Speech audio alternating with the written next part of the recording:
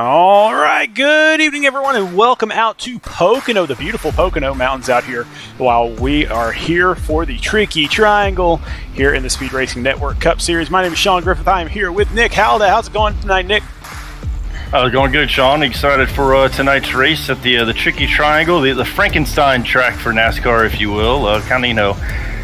The Roger Ward designed it, the 59 and 62 Indy 500 winner, and it's kind of NASCAR's version of a golf course, I always say, because you always have the Arnold Palmer courses where he takes a couple holes from different courses that he likes, kind of puts them all together for 18. Well, these three turns in the Tricky Triangle, all modeled after Ward's favorite turns at three different tracks. You put them together, and you get this 2.5 mile monstrosity that's a love-hate relationship with a lot of drivers. Yeah, and I was telling you a little bit earlier before the broadcast, this is one of my favorite tracks, but I am definitely in the minority there because it is just so technical, and one bad move just means disaster. You've got three completely different turns, so we're running fixed setups here in SRN. Even if we allow the drivers to do setups, it's almost impossible because you have three completely different turns. So you can set up the car to run perfect in turn one, and it's going to be absolute garbage in turn two or three. So it's always interesting to see how these guys do. It's kind of a love-hate relationship with this place, like I said, and it's almost like a guilty pleasure. It's like something that you like, but you know it's not good for you, because I like the track, but I'm never good at Pocono. Yeah, and I'm looking at our stuff right now, and it's actually not 90 laps tonight. It's 75 laps. So that is a little bit off there, but that's okay. We could go 90 laps if there's enough green-white checkers, but we do not want that here tonight. No, so we'll have 75 laps. Yeah, definitely 75 laps, but I think you and I were talking before that it was about 25 laps per pit stop, and so if we go green the entire way, this might turn into a fuel run thing. Yeah, we were guesstimating somewhere around there. We were hearing kind of 20 to 30 laps, and with a 2.5 mile racetrack, fuel mileage can definitely come into play late, especially if we get long green flag runs. So we'll kind of see how that plays out. As right now, we're getting closer and closer to the playoffs. Take a look at this leaderboard. Yeah, taking a look at this, we've got 31 drivers out there on the track. This is actually the smallest of our three leagues here in SRN, but it also has the most elite drivers as well. And you can see on the left side of that screen all of those win stickers on that left side. So basically, if you win, you're up towards the top of the leaderboard.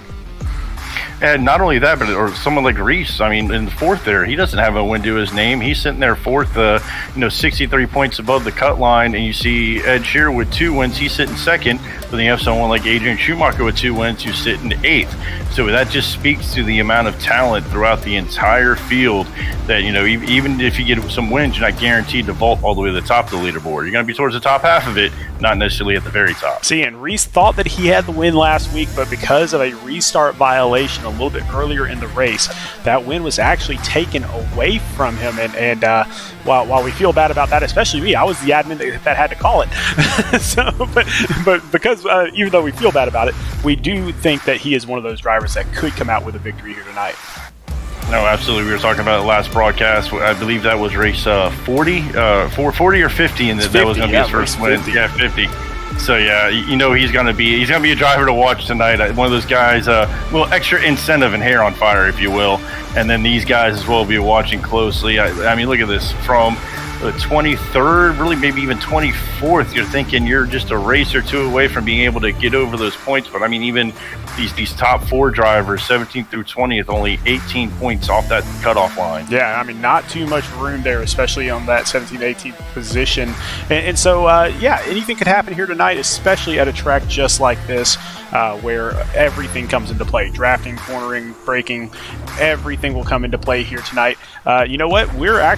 They're already done with qualifying really quick, but we'll go through really fast and talk about last week's matchups as Phoenix Virtual Racing took down Yellow Stripe Motorsports in their matchup. JW Racing held off Rat Pack Racing. That could have been a really big upset there.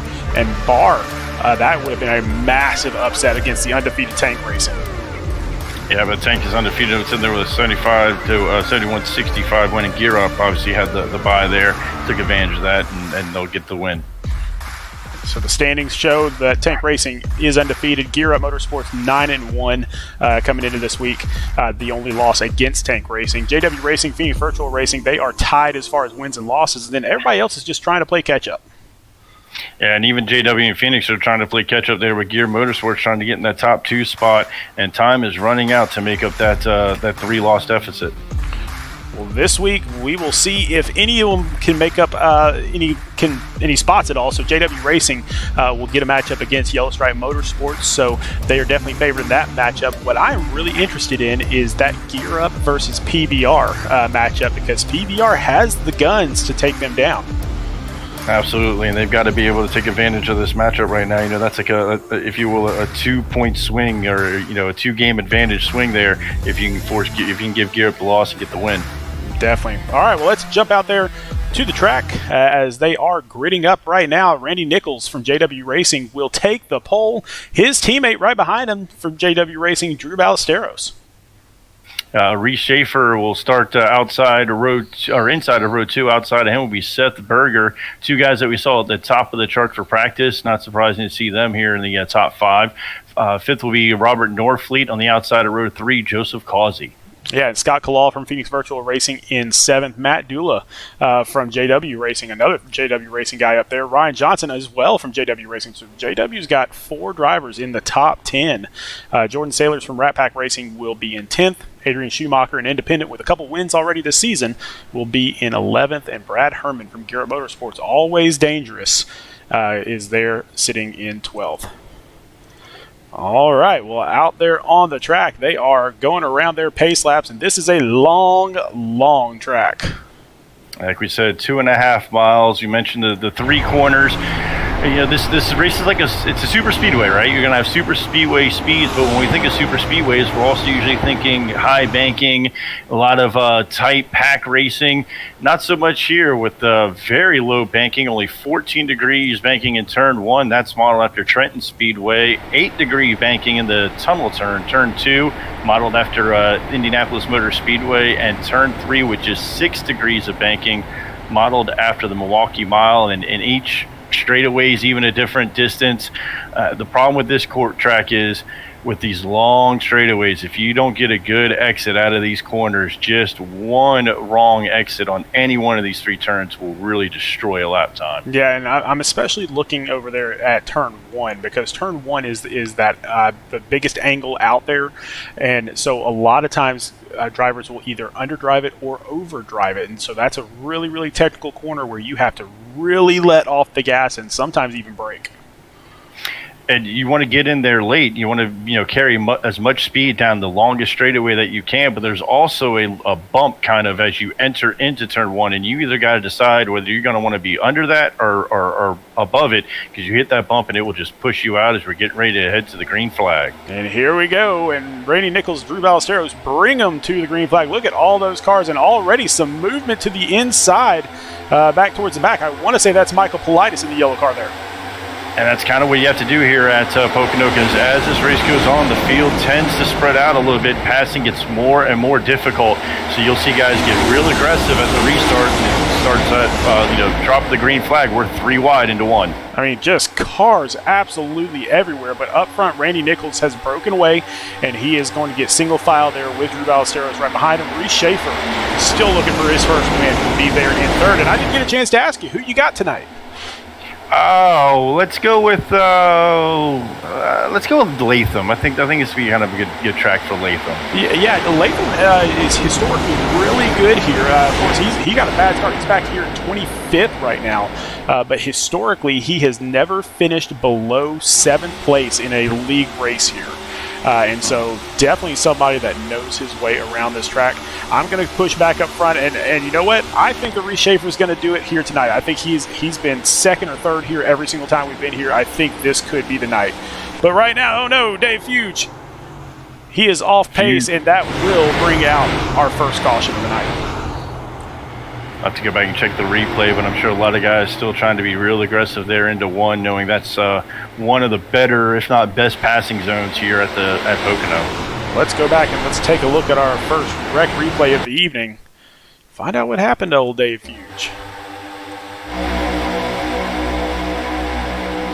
You're looking at the white car at the 4 that, just came down the track, and looks like Brandon Domain in the 20 got a hold of him.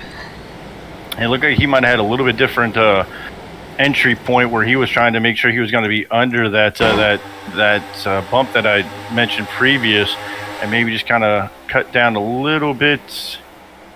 Yeah, I think he was anticipating Domain to start his entry, and Domain was actually kind of driving in a little bit deeper. Yeah, just an instance where Dave's going to kind of come down just a little bit early. Let's see. Yeah, you can see Brandon was there, kind of kept in his line. I think Dave was anticipating him to start his entry a little bit sooner than he actually did. Yeah, not a good start for Brandon Domain. I know he's barely inside the cut, if I remember correctly, and so really looking to improve that position. Yeah, and aero is a big factor here with these long straightaways. You don't want anything sticking out in the wind slowing the cars down. Well, we're going to go ahead and we're going to take our very first commercial break since this is such a long caution, and we will be right back with you here in just a few moments.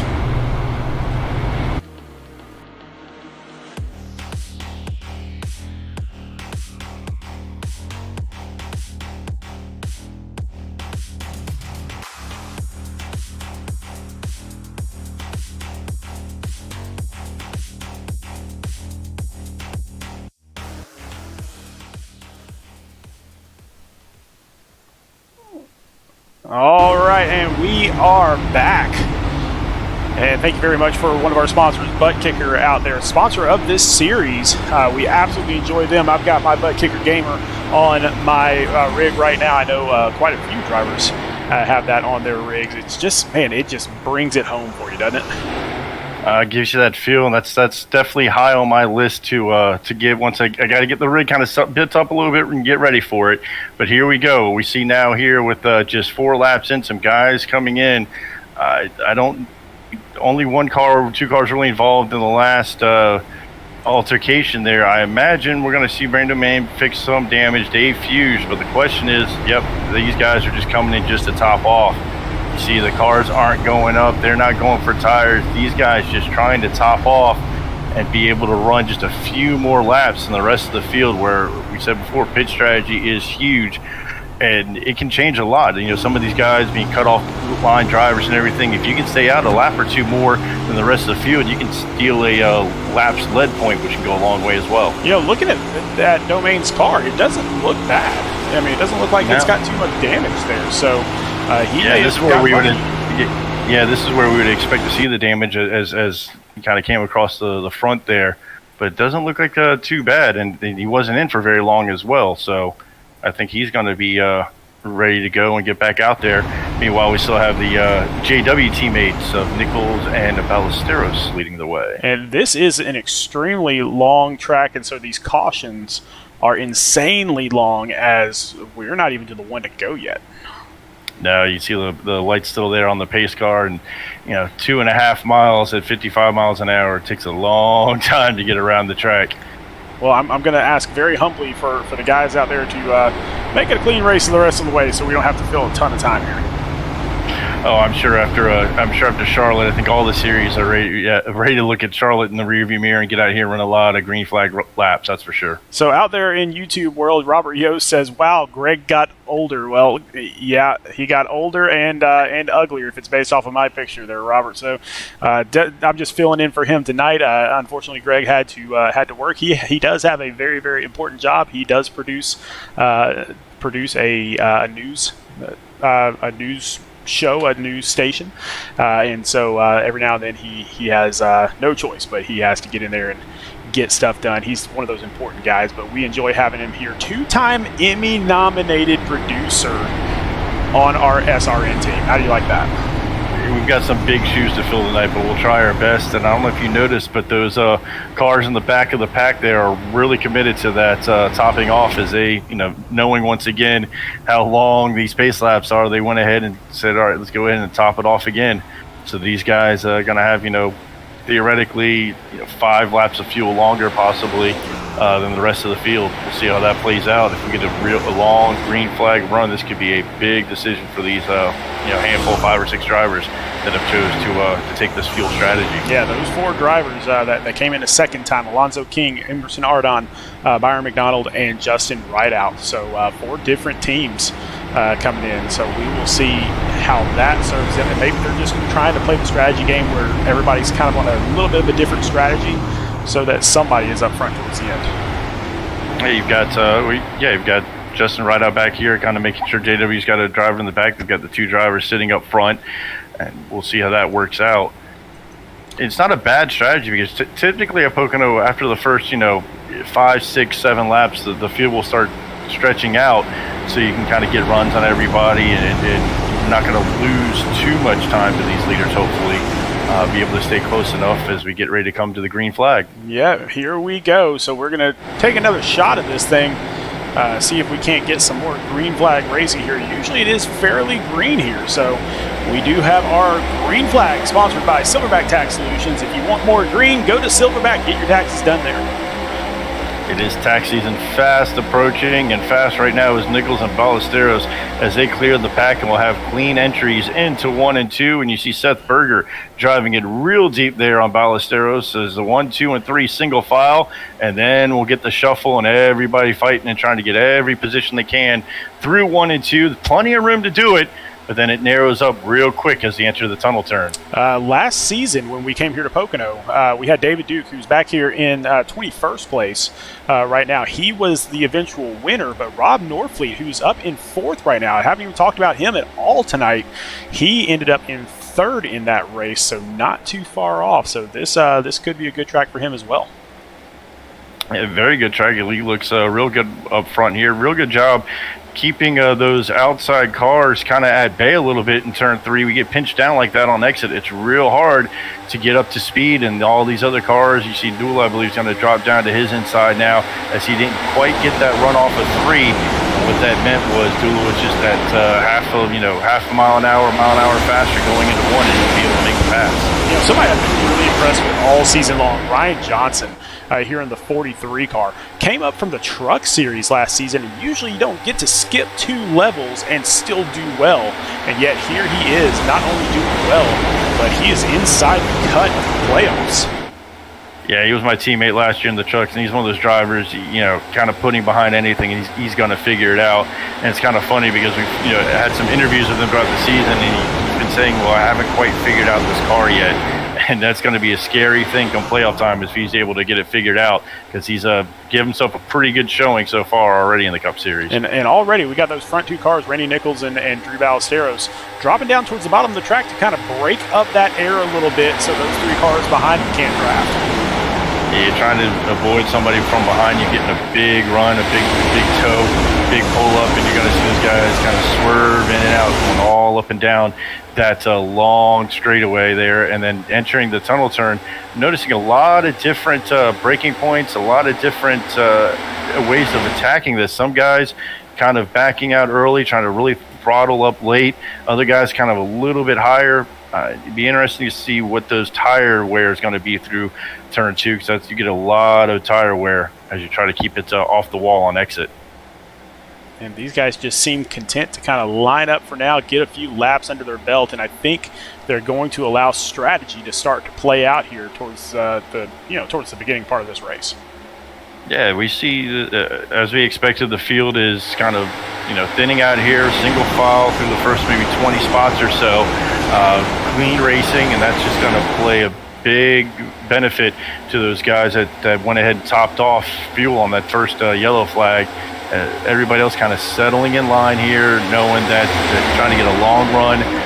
See if the guys in front of you kind of beat up their tires a little bit. Maybe we can catch them up and pass them here later in the run.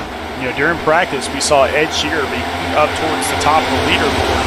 Right now, he's up at 12. He started off at 19, so this is no surprise that he's our biggest mover right now, because he knows how to get around this track. He's got a lot of speed and a lot of consistency. He just didn't have a very good pace lap there for his qualifier.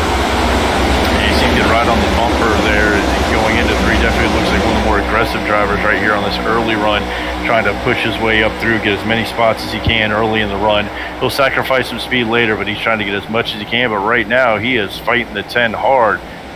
Yeah, Blair Holloman on his inside, and Blair Holloman almost as aggressive as Ed Shearer is typically. So really interesting to see Blair kind of backing off a little bit, and maybe he's going to play the long game here. Yeah, you've almost got to, once that car on the outside gets that run coming off of one, you almost have to give up the spot. You really don't want to go too wide into that tunnel turn very often. There's a big run there from the 45. He gets the back of Brandon Domain there in the 23 that he gave it a shot to. Yeah, that 23 car, that's Scott Claw. Yeah, Scott Claw. Yeah. They look the same. The 23 and that 28. Yeah, the 23 and the 28 black and green paint jobs kind of threw me off for a second. It's a good-looking paint job, but yeah, they look pretty close to the same here. But, you know, the other thing to look at here, if you look at the tack there, you can see that they are redlining these cars. And so it is just getting to the point where they are just getting every single bit of it. All they can down that straightaway, and probably get a red line here a little bit going into the tunnel turn, it looks like, as well. As we get to 8,900, just going to red line it and then back out and go down to this tunnel turn and see how you kind of gingerly kind of get into that tunnel turn. But you saw him sawing on that wheel as the car gets real light. When you get off throttle and start getting to the bottom of that tunnel turn, the car tends to get real light, and it wants to do one of two things. And one thing that I always had struggled with is I can never tell what it wanted to do. Does it want to stay light and keep rotating for you? All of a sudden it'll get real tight off the exit. And then they're going through 3. That's a long sweeping corner where you have to be really patient on the throttle. If you get on it too early, it can get snapped loose on you.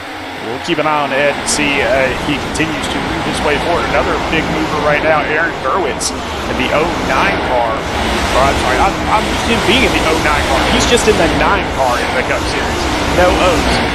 But he is up there in 15th place. Started off in 21st, so he has moved. Actually, now he's up to 14th place. Use that same line we saw for this same pass on the last group that we just saw. Use the kind of like a lane up in 1 and 2 to get a bigger run off the corner and go ahead and complete the pass through the tunnel turn, and they'll try to hold off going into turn 3. So the 2 guys that were involved in the incident a little bit earlier, Dave Fuge back here in 23rd. So he's actually moved up a little bit since that incident occurred. And then Brandon Domain back here in 27th is pretty much where he was slotted in after that incident. So he has not really moved forward there. But if I know Brandon, he is one of those very, very patient drivers. Just waits for the race to come to him, and he knows that there's still 62 laps to go. Plenty of time. Yeah, for these guys that topped off on fuel, the last thing they want to see is a caution. They know that the rest of the field in front of them, as long as they can see them out their windshield, and they're not falling, 12, 20 seconds behind, as long as they can see the leader through the windshield, they know this entire field in front of them has to pit. So they're hoping to catch them in a green flag pit stop, and then maybe a caution comes out shortly after that, and they're able to just move up on the track position and be in the lead later in the race. Right. They're going 2x2 back there. It's crazy. Yeah, they're 2x2, giving themselves plenty of room. But there you see that corner exit coming off high out of 3. One thing I am noticing that I was kind of expecting too in turn 3 is some guys are trying to kind of wrap the bottom, where other guys are taking kind of a late diamond off of 3. That's something you'll see a lot as guys try to save the tires and kind of enter a little higher in diamond. But speaking of entering Causey, looks like he's going to look to the inside of Ballesteros into turn 2. Oh, and a bump. Contact. A little bit of contact there, and probably a little bit more coming off the exit. It gets real tight through there. You can't let that, just because that car's on the inside, you still got to make sure you make the turn, but that's going to slow both of them down and now bring Berger, Norfleet, Schaefer all into this battle for second. Yeah, and Berger got a little push there for Causey, just kind of pushed him ahead of that thing. Causey just broke away, and now a big gaggle of cars back here from 3rd, 4th, and 5th positions. Yeah, they're going to go into turn 1 here, 2x2 with Ryan Johnson now all the way up to 7th. He moved his way through the pack quickly as he's going to be to the outside there. Causey, Berger, Schaefer going to kind of line up behind Ballesteros now. Yeah, just really interesting to see all the different angles that these guys are taking, and it just takes so much practice, especially at this track that has 3 different angles, 3 different turns, 3 different bankings, everything completely different. If you miss that, I mean, it's so hard just to remember what you're doing on every turn. Yeah, and turn 2 is pretty much is what it is, but turn 1 and 3 is where you can get creative as a driver and have different angles. saw there, Berger entered a little bit later, drove to the bottom there and kind of drove deeper, where Causey stayed out to a little bit higher, kind of diamond. So Berger was quicker through the first half of the turn, Causey's quicker through the second half of the turn, and you just try to maximize all that speed you can down the straightaways. Let's jump back and look at last season's winner, David Duke. He's back here in 18th position. He got a bad qualifying lap, so he started off at 24th, but he has moved up a few positions here. And so you can see that beautiful Minivan Vacations car that he loves to run. His wife handling Minivan Vacations as far as a travel agent there. So definitely, if you have any travel needs, check out Minivan Vacations, especially Disney World. And also you can check out David Duke. I know he's streaming a lot on Twitch. You see him, I think, on the TikToks as well or whatever. So you can check out his kind of in car and watch him all throughout the week racing all kinds of different cars. Good driver. But he is up 6 positions so far in this race. Still a long, long way to go, but another one of those drivers who has multiple wins here in the Speed Racing Network over the past few seasons. So, especially here at Pocono last season. So, if anyone knows how to feel it around this track, it is him. And these cars are starting to tighten up a little bit here. Lap 17, saw a few cars coming off of turn 1 get awfully close to that outside wall. And Nichols gets a little loose coming off the corner. And that's going to open the door for Causey. Yeah, Causey's going to take it to the inside. Nichols is going to have to back out here a little bit, try to diamond this corner and get a better run off. They're going to be side by side coming to the line. And then the car behind them is going to come into play. Drew Ballesteros stays outside with his teammate, which will help. Yeah, that's going to hurt. That's going to hurt Causey here a little bit because he's not really going to have that drafting help. Although they both kind of ducked down, and Ballesteros didn't really tuck in behind either one of them. He's kind of letting those two run side by side, kind of giving them a lot of room as they roll off the corner. Causey's kind of stuck lone man on the inside, and let's see how they get through the tunnel turn. We saw contact last time with the leaders. I don't think we'll see contact this time. They tucked in there. Nope. Yeah, Causey backed out, kind of tucked in. Probably realized, he can't be on that. He can't be stuck on that inside too long. Don't want to get those tires too hot and burn them up just yet. Just kind of wait and see if Nichols makes another mistake. After these tires get worn in a little bit, passing does get difficult. That's why we see it so aggressive on the restarts. And Causey kind of maybe got those tires a little hot running on the inside, as now Ballesteros is knocking on his door. He's going to look the inside. Berger looked for a second like he was maybe thinking about making it 3 wide. Oh, got a little side-by-side action there, and somebody had to back out. I believe that was Ballesteros that backed out. Yeah, but I was saying Causey kind of also had to check up a little bit as well. So he kind of got around Berger. So up front, we have 3 Tank Racing and 3 JW Racing. So first, fourth, and sixth for JW, and second, third, and fifth for Tank Racing. These guys have been racing around each other a lot this season. See if pit strategy starts coming into play. We expect the pit window to start opening here in a few laps. We expected 20 to 30 laps under green flag. We did have a few caution laps, so it probably puts us closer to lap 30. We'll see these guys come in. Will anybody come in, try to do like a 25, 25, 25, and do 3 even stints on these tires? Yeah, but then we got to come into play with all those guys that came in for that second round of just splashing goes to see what happens there. Timothy Latham, he went off the track for whatever reason. He is 2 laps down, so not really sure, or lap and a half. Not really sure what happened. Timmy, I'm sorry. Timothy, I'm so sorry. Besides the broadcast curse. I think I'm 2 for 2 this week. I really hope that wasn't a screen going out that happened to Berger last week. All sorts of stuff just follows you around, man. Yeah, and then following each other around. Look at this tight racing. These guys go deep in the corner, and they push out, and Berger sticks his nose into it, thinks better of it, with the leader side by side to the line. I think Nichols got that lap? Question mark? If so, it was only by a little bit. Doesn't matter who led that lap. Just matters who leads the last one. And now we've got teammates lining up here. You got JW on the bottom. I think Tank here on the outside. Again, the leader's driving hard, pushing way out. great side-by-side racing there by Nichols and Causey, not giving an inch but not getting to each other either. Causey, with the better exit's going to get the lead and the cleaner entry into the we have a yellow flag. That's going to put yellow flag. Alonzo King immediately into the pits. Not sure what happened there, but it did bring out the yellow. So that will end all of our fun racing up front. I was about to say, man, we need to get like a tag team battle royal between JW Racing and Tank Racing or something. It's going on right now. That was definitely some great side-by-side racing. We'll see what brought out the yellow flag, which is the last thing those guys in the back of the field wanted to see. They were getting close to that pit window. It looks like Emerson Ardon and Alonzo King just kind of got together originally, and then Alonzo King, I think he just got a little bit too much off that corner, and that back end just got light.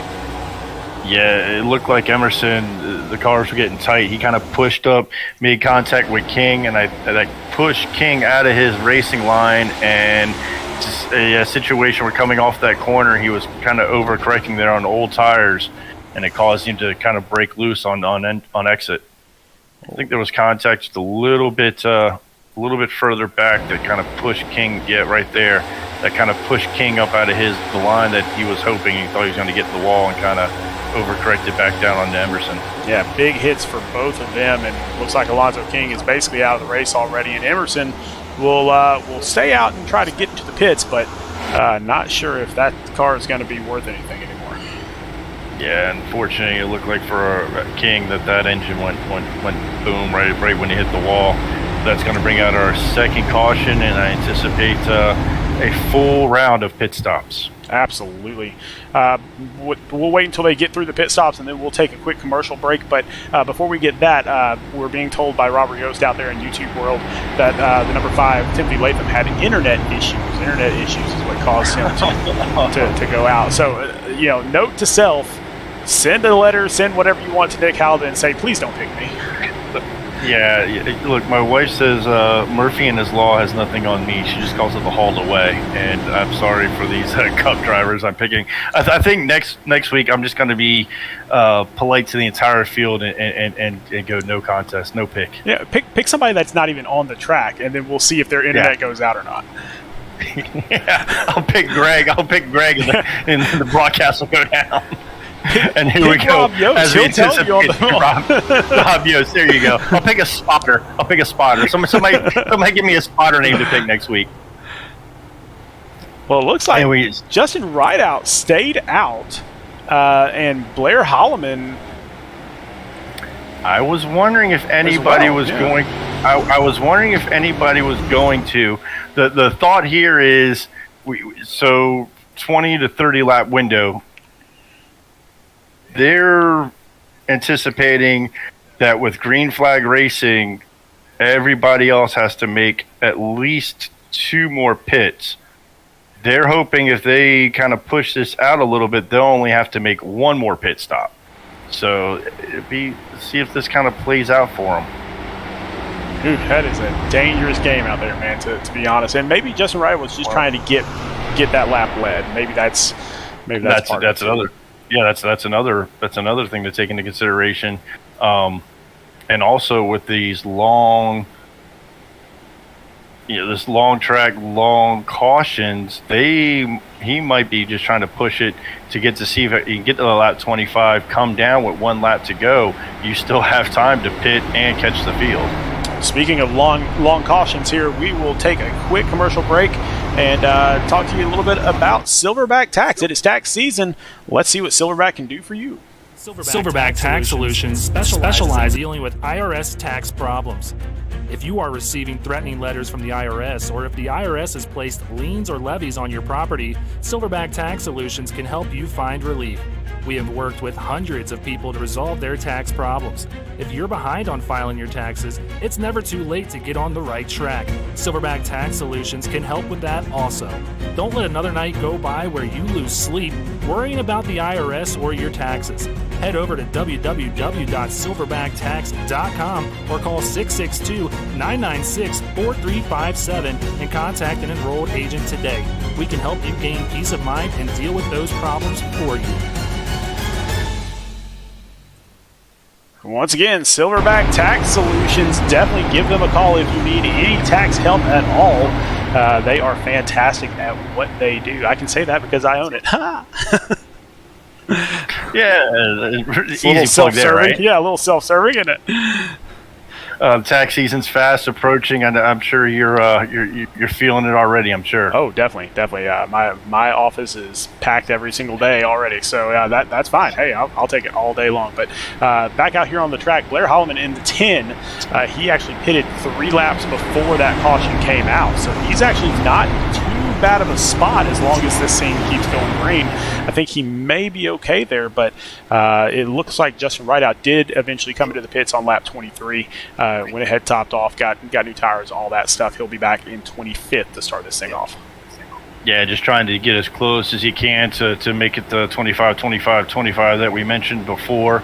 And if there's one guy I will not question on strategy, it's Justin Rideout. And I'm a big fan of, if you don't have the pace of the leaders, if you just do what the top 10 cars do and you're not as fast as them, you're just going to be behind them anyway. So why not mix it up? And this is a great track to do it at. And pace car dives off, and Blair Holloman will get this restart. And he takes off. He gets a great push from Seth Berger. Big push from Seth Berger. Now, I'm wondering what, on the past restarts, the outside line has not been quite even with the rest of the field. I'm wondering if some of those restart penalties that we saw last week are kind of getting into the minds of some of these drivers, as that outside line doesn't seem like they want to get too close and risk getting a jump in the restart, and that's allowing the leaders to jump way out in front as Holloman now leads, and we see Berger and Causey, who's been up front all night with Nichols as well. And 3-lap tire difference. He's got the warmer tires right now. He'll have a little bit of an advantage for a lap or two until these other guys' tires warm up as the field gets aggressive heading into turn 3. Yeah, those restart violations, really, really fickle at Charlotte last week, and got to tell you, I mean, five different drivers were disqualified because of restart violation, black flags that they asked to be cleared. And then if we do clear a black flag as admins, we go back and review it after the race, and if it's still a black flag, if it's supposed to be a black flag, then they will go back and disqualify that driver. So we do have another yellow flag. Ed Shearer went off the track there. He's part of it. I'm not sure if he was the beginning, the middle, or the end of it, though. There was a lot going on there. That the field fanned out. It looked like everybody gave each other a lot of room. But let's see who made contact, because I saw a lot of drivers. Ballesteros, King. Ballesteros, Ryan Johnson. I saw a lot of guys that have shown up front pace and speed. We're all checking up hard and all kind of near this accident. Let's find out who this was. The 45 and the 42 got together there. So Randy Nichols and the 45. That's what Ed a Shearer. great That's job by the field. Yeah, what a great job by the field there, giving room, a lot of give and take to clear that. But kind of a copycat of what we saw on our first caution, where I think a driver with the later entry higher line, kind of a more pronounced arc for an entry, is kind of coming down on a driver driving in deep with a lower entry, expecting to drive in a little bit deep before he starts arcing it, and the two come together. Amazing that only 2 cars were involved in that at all, and both of them still got back going straight pretty quickly. Oh yeah, you see him kind of come down there. Couple of taps. I don't know. I don't think that's going to be race ending for either driver. They may have to come in and get those cars kind of fenders kind of beat out, banged out a little bit. But other than that, I think they'll be able to continue on and be very competitive. But shocking that not more drivers were collected on that. Yeah, let's take a look and see if we can't see what's happened to maybe a little bit of scratching there. Nothing too terrible on Ed Shearer's car. No, not bad at all. Let's see if we can take a look and see what Randy Nichols looks like here. Left side. Oh, that's inside. That's not the left side. The roll cage is the damage. Oh, there we go. He's got a little bit of a kite there. You got that rear bumper's kind of hanging out there, but I'm sure he'll come in. probably 20, 30 seconds, maybe a little bit more of damage repair. But the benefit of Pocono, long cautions, he can stand there for a long time and get that fixed and not even have to worry about going a lap down at all. Well, already some drivers jumping in the pits. Dave Hughes Jr., Matt Dula, Byron McDonald, Timothy Latham getting back into the pits now that he is back on the lead lap, by the way. So he was a lap down after you jinxed him, and now he is back on that lead lap, as well as Justin Rideout, who actually came down into pit road again last caution at the very end there, and so he dropped back even further, and he was really running a risk of getting way far back in the pack before that caution happened.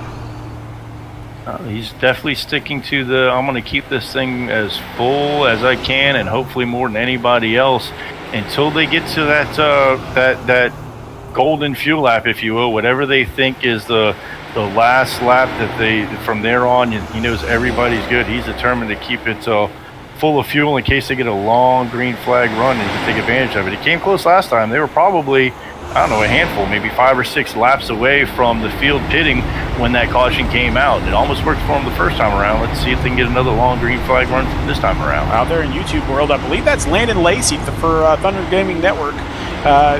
He's talking about fuel strategy, and he's talking about all the pit strategy and everything, and that is one guy that I will trust on those numbers, because he does have a win here at Pocono here in the SRN Cup Series from a couple seasons ago. This is a super speedway, but it races like a road course to me. It's very technical corners, and then with the size of the track, it's not like one of those, I think I can maybe make it around one more time. Like if you don't get there, you're not getting back around to pit road. So a lot of drivers will run it like a road course. They'll run it backwards in their mind and try to figure out, okay, what lap can I get to that I know I'm good from there on. And again, 5 or 6 drivers, one kind of thinking he was going to do it, and then not. I think that was Latham that kind of faked it out. Yeah, Latham was kind of trying to see. I mean, I guess he's trying to gain 4 or 5 spots there, or maybe at the last second decided better of it. But this comes into play here. In iRacing comes into play here. It's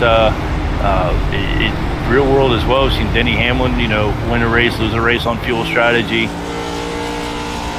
Taking a look at this Justin Rideout car, I'm wondering if he had some damage and maybe he's just getting some light repairs or what. It looks clean to me. Yeah, and it's also the time spent in the pits is so fast. I don't think there wouldn't be any reason not to just stay in the whole time. Like if he had 30 seconds of damage, he would just stayed in for the whole 30 seconds. You're going to catch the field again.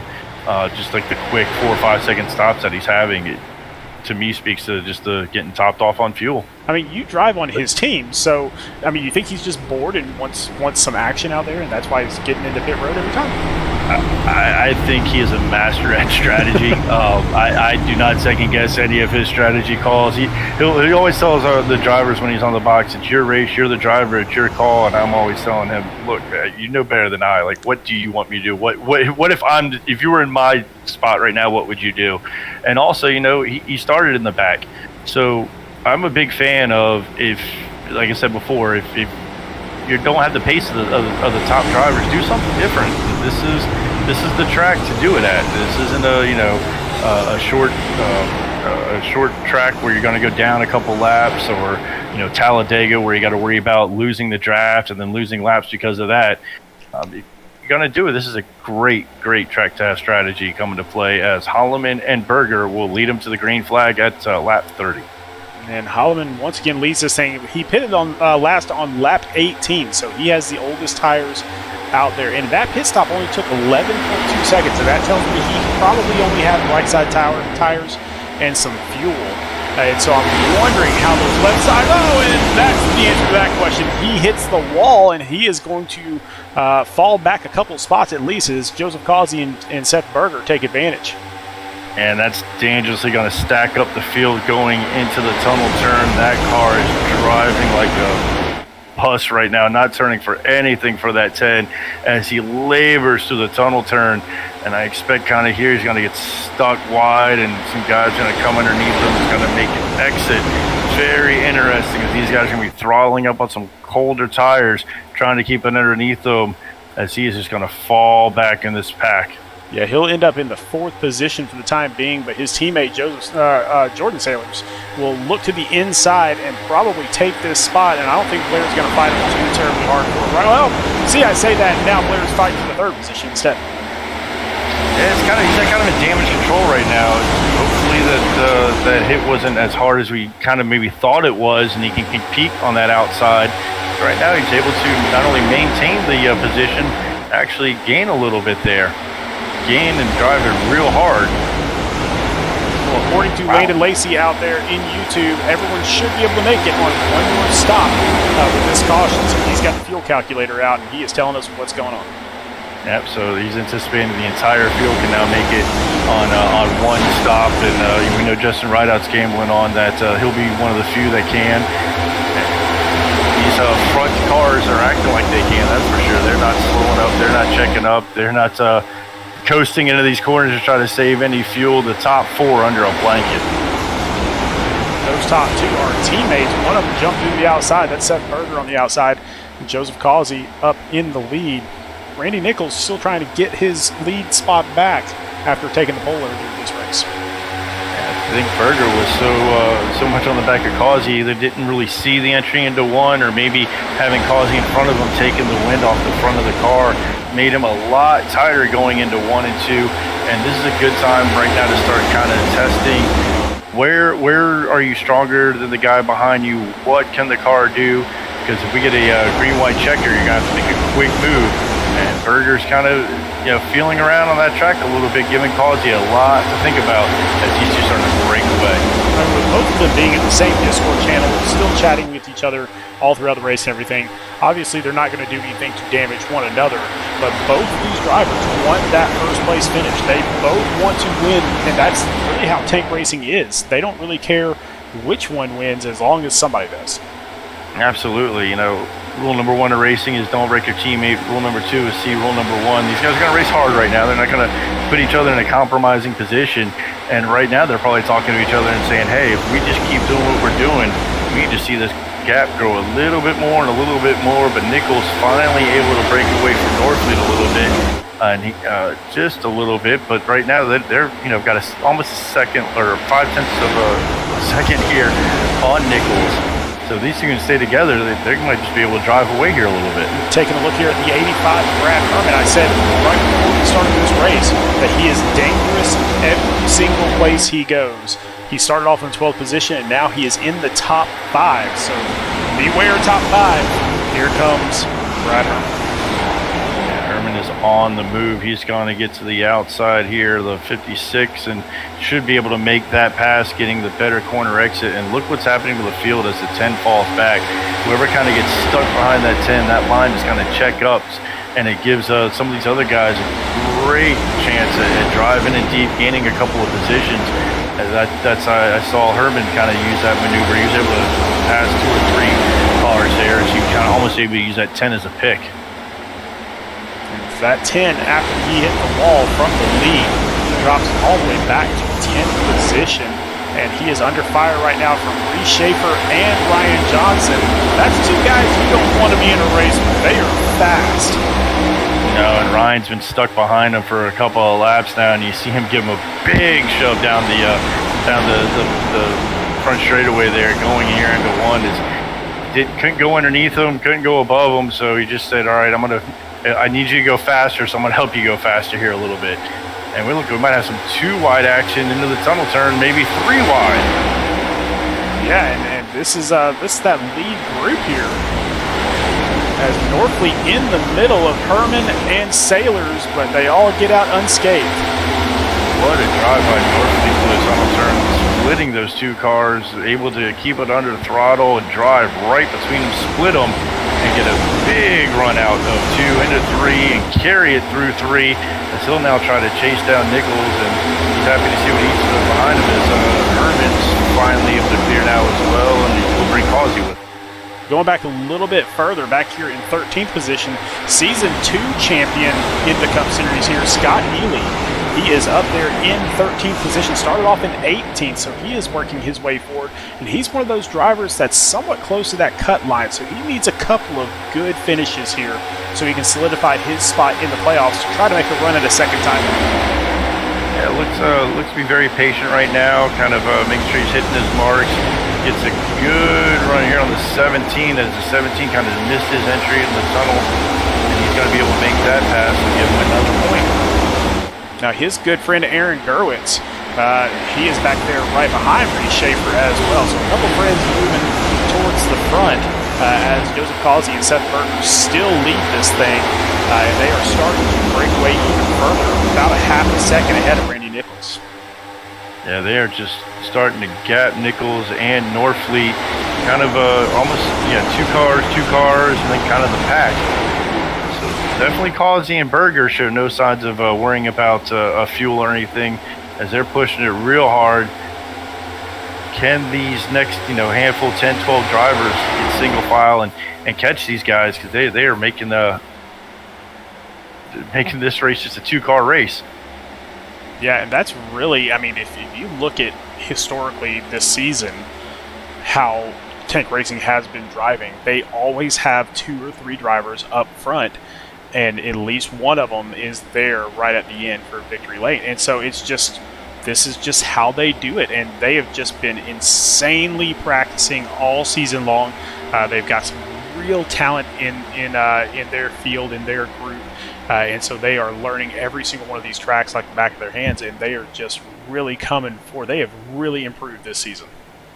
Well, it gets dangerous when you have the talent that they have, and then every one of those drivers, it starts showing on race day as well. So all those guys, they all get a little more confident, and they all just kind of, already talented drivers kind of all pull each other to another level, and that's what we're seeing this year at Tank, as 3 wide for a third. Randy Nichols is starting to get a little bit of pressure from Herman and Norfleet. Norfleet's trying to look at the inside of Brad Herman. Still absolutely nobody out of this race yet, really. I mean, we've got a couple cars that got beat up a little bit earlier in the race, but nobody is completely out of this. That's up here in this front pack. 29 drivers, all within 6 seconds of the leader. Yeah, you see the track map there. The 30's kind of way off pace, but other than that, everybody else is within striking distance, and we have some different strategies out there that may come into play as well. So this thing is far from over as we come to lap 40 of 75. Checking back in with Blair Holloman, who led us to this restart. He is up here in 12th position right now, so still dropping back a little bit further each time, and he is just hoping for a caution to come out so that he can fix some damage. Yeah, he's in kind of his damage control mode right now. Stuck on that outside, just trying to stay with this pack, just hoping another caution comes out. Ryan Johnson side by side here with the 23 of Scott Kalal, and Ryan Johnson, they'll fight it back and forth. They'll fight it hard, and Ryan Johnson kind of gets Kalal out there, and Kalal gets every inch he can to get that run, and trying just barely doesn't get to the wall, and they'll just be 2 by 2, side by side into one. But Ryan Johnson gets real close to the back of that Seminario in front of him. No, it looked like Kalal may have scraped the wall there. Yeah, look, it came on the wall, kind of came down. Johnson had to check up a little bit, and now that Sailors is kind of slowing down a little bit there on the inside. Kind of interesting kind of check up there from Sailors. Yeah, not really sure what that was about. I know he did not like being in that inside position while all these other cars on the outside. He loses just a ton of momentum. Yeah, losing a lot of momentum, staying on the inside, not fighting too hard, but he almost kind of checked up down the straightaway. I'm wondering if he's doing some fuel calculation and realizes, hey, I can't keep this pace. He tucks back in line real quick, though. Joseph Causey and Seth Berger still leading this thing. Randy Nichols has closed the gap to about a quarter of a second. He's brought Brad Herman along with him to play. So we might get some battles up here towards the front as we are quickly approaching lap 42, which will be 20 laps into this fuel run. He's brought more than just Herman. It looks like Norfleet, Ballesteros, and Seminario. And Seminario, I thought, might be kind of a dark horse in this race. He's shown a lot of speed at different technical courses, road courses. So I thought he might be kind of fit his driving style here a little bit as well. He's definitely had a lot of strong races, but just not the finishes that he's wanted. So if he can really get a good finish here, that will propel him much further forward in the pack. Now look at that pack just fanning out there, all fighting for a position. They're going to be 2-3 wide back there as that second group is now going to be getting dangerous to losing this front group, who stays tucked in line. Causey and Berger kind of fell back a little. Now they're pushing out a little bit. And it looks like Healy is on the outside. Yeah, Schaefer on the inside there. Definitely my pick for the night. He is in 12th position, but that's a lot further back than I feel like he should be. Yeah, look how these guys decided to just kind of fall back, get in line, and it almost looks like, I think there's maybe a little gamesmanship, because Healy, unless they just burned up their tires, something ridiculous coming up through the field. Who do we have? We got Healy, Schaefer, and who's the that's third car Schumacher. there? Adrian Schumacher. Schumacher. Yeah, those guys have shown pace late in the road more than they're showing. So I'm wondering if their fuel calculator is saying this is getting a little bit closer than we thought, and they decided to tuck in line here, kind of back off the pace just a little bit. Although that's a big wide entry there, so their tires might be going a little bit more as well too. Well, Adrian Schumacher is a road course master, and a lot of people compare this place to a road course. And so far be it from me, a mere rookie myself, to tell him how to do things.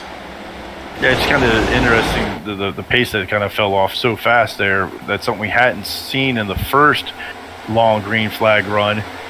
Causey and Berger, I wonder if they were almost deciding to save some of their tires, because Nichols was able to get close to them, but now they're starting to open that gap again. And now that battle for 5th heats up as Robert Norfleet and Johan Seminario were side by side just now, and I think they'll be probably side by side here again shortly, as Johan seems to want to get on that horse and get moving.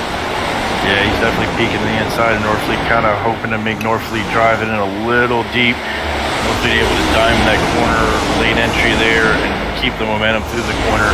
He's going to hold him off at least through 1 and into turn 2.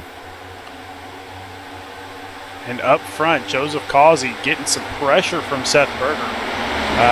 Again, I think it's not a good idea for them to get side by side, especially here with 30 laps to go. That just allows Randy Nichols to catch up, and Brad Herman and Rob Norfleet and all those guys to catch up a little bit. So they kind of want to stay in line. The question's got to be asked, at what point, if you're Seth Berger, do you actually hit the gas? I think right now there's no reason for them to do anything different than what they're doing. Just like you said, they've shown hard for the rest of the pack to keep their pace, at least through the early middle parts of the run. Here later in the run, Nichols looks to be maybe a little bit stronger on the long run. He's able to at least gain back up and catch up a little bit of ground.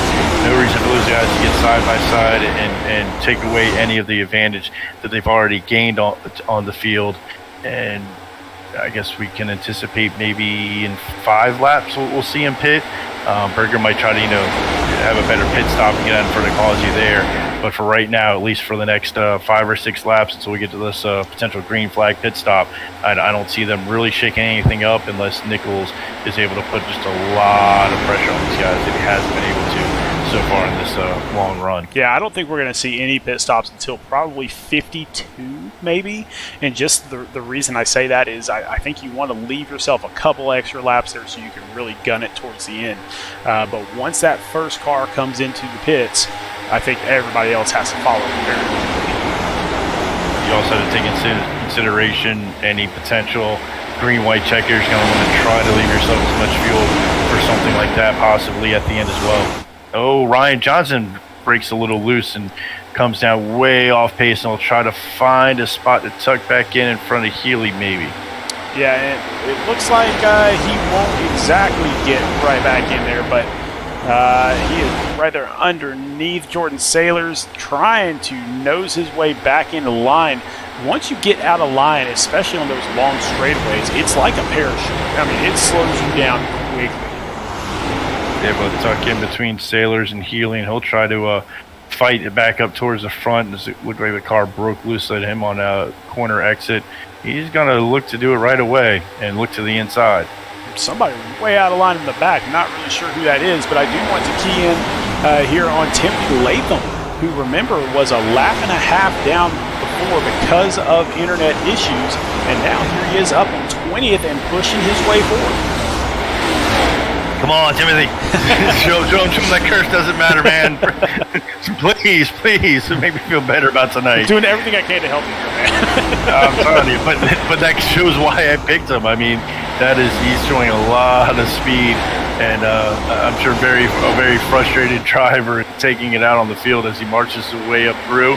And Seminario finally able to stick the nose under Norfleet and looks to make the pass. Won't quite get there on exit, and they'll drag race down the long straightaway. And Sailors ducks into the pits at lap 48. That's an interesting move for you to pit by yourself on a super speedway.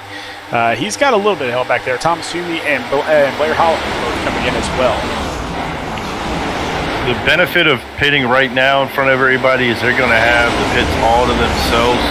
We tend to see happen sometimes is green flag pits can also create cautions as you have a lot of drivers coming off that turn 3 trying to woe it down as fast as they can, locking up tires, getting into each other. Sometimes you see those create cautions, and they're probably thinking in their mind, if we pit now with 27 laps to go, if we do get a caution, the caution laps will allow them to get to the end. And now it looks like drivers are trying to position themselves towards the bottom of the track there, so I have a feeling maybe I'm wrong. Maybe they won't wait until 52. We'll see shortly. But David Duke has moved his way up into 14th place now, so he is in that top 15. And again, won the race last season, so he has a shot at it. 3 drivers jump in right now: Brandon Domain, Lane Hosler, and Byron McDonald, all coming into the pits at the same time. These 3 guys hopefully come out together and be able to link up and get a good draft going so they don't lose too much time to this main pack. If this main pack's able to get in and get out, and getting out again, Causey and Berger now 6/10 ahead of Nichols. And you can see on the track map there, 26th, 27th, and 28th place, not too far in front of first place Joseph Causey. And of course, Causey has not done his pit stop yet, neither has anybody else in the top 22. But at the same time, this is not the time that you want to go a lap down. Rob Norfleet, first of the leaders to jump in. Oh, and he's kind of coming down as a lone soldier. That's a lonely feeling. And for the leaders, is that going to change possibly any of their pit strategy? Are they going to try to stay out and maybe catch those guys and put them a lap down? And I don't think on the old tires they'll be able to catch the fresh tires, even though they got the drafts. Although they are, those cars aren't lined up as much as I thought they were on the track map. So they might be able to pick off a couple of those guys and put them a lap down, and that would be in a better position when they come out of the pits themselves. Yeah, we'll see how long they wait to get into the pits, but I can't imagine it's going to be more than a couple laps. They've got to either A, be running low on fuel, and B, they've got to really worry about these drivers that have already pitted, that they might get a little bit of a jump on. Yeah, I don't think we'll see the field go past lap 52, and here comes Nichols. Nichols must have been lower on fuel leading that second group. You would anticipate maybe his teammate Ballesteros would have came in with him, but Nichols is the only JW driver I see coming down, but he'll have some 5 or 6 cars pitting with him here. Yeah, Latham, David Duke, Aaron Gurwitz, Dave Huge, Corey Saucier, Scott Kalal, all of them coming down all at the same time. And so now, if you are the leaders, I think this is your time to come in. Now that about half the field has pitted, I think now is the time. We'll see a little switch there as Seth Berger takes the lead. I wonder if Causey was maybe running out of fuel and needed to get behind Berger to be able to draft him here, coming down, save a little bit of fuel to get it to the pits. As he's slowing way off the pace, and Berger's going to lead he's going to lead these 2 not into the pits. So they're going to push it out, and the rest of these guys behind him and say, okay, we're going to try to take advantage of this right now. So Minario, Ryan Johnson, I think Herman, maybe? Nope. Yeah, Herman's in. Drew Ballesteros, Ryan Johnson, Scott Healy, Johan Seminario. So those 5 come into the pits. So now we have 8 drivers that have not pitted. A couple of those drivers pitted on lap 28, so they still have another good 5 or 6 laps of fuel, including Justin Rideout, who we've been questioning the strategy I have, sorry. You don't question the strategy. I have been questioning the strategy all night long, and here he is in 8th place. If something happens here shortly, then he has got a really good strategy on his hands. Told you. It's not the first time I've been wrong in iRacing, I can tell you that. So are we going to be wrong again? They got to come in here, right? Yeah, here they come. Right? Right, yeah, here they come. Yeah. Here they go.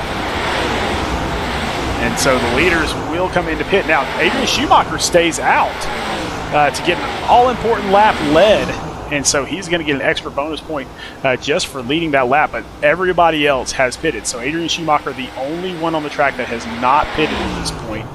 All of Tank Racing, with the exception of Emerson Ardon, who's basically already, he's way back in the race. He's about 6 laps down. But all of Tank Racing in right now. Michael Politis in, Justin Rideout, Robert Besaw Jr., all of them in the pits. Adrian Schumacher still leads this thing, but Rob Norfleet coming around the start-finish line, and he will take the lead if Adrian Schumacher decides to pit. So Norfleet should shuffle back. He'll have Sailors and Nichols behind him, and then we'll have to see where the tank teammates come out. That's quite a gap. That's a considerable gap. I think you allowed these guys to come out in fresh tires. They were on slower tires. That's a pretty good gap. Back to Causey, some 2 seconds from that's Nichols to Herman, and then Causey's right behind Herman. So that's almost 3 seconds that these guys pitting early, getting those fresher tires on. Now that's going to come into play on the other side of this run. The tank teammates will be a little bit faster, but they're going to have a lot of time to make up. Yeah, this is going to be a considerable gap as we get to the start-finish line, as Norfleet is 3 seconds ahead of Causey.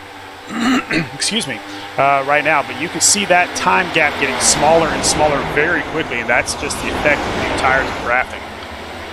Oh, we see some late hard racing here by Nichols and Sailors.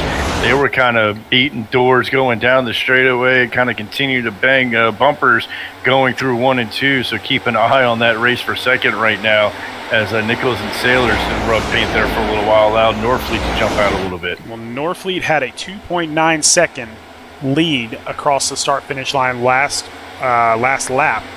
Let's see what that's down to here. And unfortunately, he's kind of out by himself. He doesn't have the draft that Causey and Berger have right now, kind of being linked up. They should, I would think, make up a little bit of time. About 3/10 of a second is what was made up in that lap. So Norfleet definitely has a good advantage here, but is it enough to give the rest of the way? Not at 3/10 a lap. No, it's not. No, he really needs Nichols for Sailors to catch up to him here, and those three kind of link up and start drafting each other, because right now he's just pushing a big block of air out of the way, but he's got nobody behind him pushing on that bumper and drafting real well down the straightaways. I'm sure Nichols is getting a little bit of a tow here at 5/10 back, but it's not enough for him to suck up on him yet, and these two are fanning out even more. Saw how well Causey and Berger were able to stay bumper to bumper before, and if they're able to do that again, I think they'll be able to track these guys down. And it could be a lonely situation for these top three drivers, as it could just kind of be each out on an island trying to fight off those tank guys. Yeah, now the lead is cut under 2 seconds. So Causey has definitely improved every single lap since that pit stop. So we will see how much longer can Rob Norfleet hold these guys off. Yeah, so these tank guys have been practicing. They were practicing hard and for very long. Obviously, they kind of knew almost exactly what the tire fall off was and where kind of it was going to plateau out. And they possibly have timed this perfect. It's one thing to now. Again, they're trying to catch him. They're not trying to pass him right now. It's one thing to pass the guy, but right now they are definitely gaining ground. Well, let's take a look and see what this lap time is, but if I had to guess, I think Causey and them have made up another half second. Yep, there you go, half a second per lap. And they're going to look to gain a position this time into one as well, maybe 2 positions, as they're going to get under Herman. Sailors is trying to do a late block, but then kind of came back out with Herman. So this is slowing them down a little bit as they're going to fight side by side, 2 by 2 into turn 2. Yeah, and Sailors really has no reason to block him. He doesn't have a teammate up in front or anything like that. He's just trying to hold his position. Yeah. I mean, he's not in cahoots with anybody in the front three of the race. But. No, yeah. When I say late block, he saw the run those guys had coming and tried to defend his position. That wasn't a block per se, but he definitely saw that those guys were under Herman and knew he had to stick his bumper in the way at least if he had any chance of holding them back. Because it's not even just those guys now. It's Herman and now Ryan Johnson also is starting to move his way up.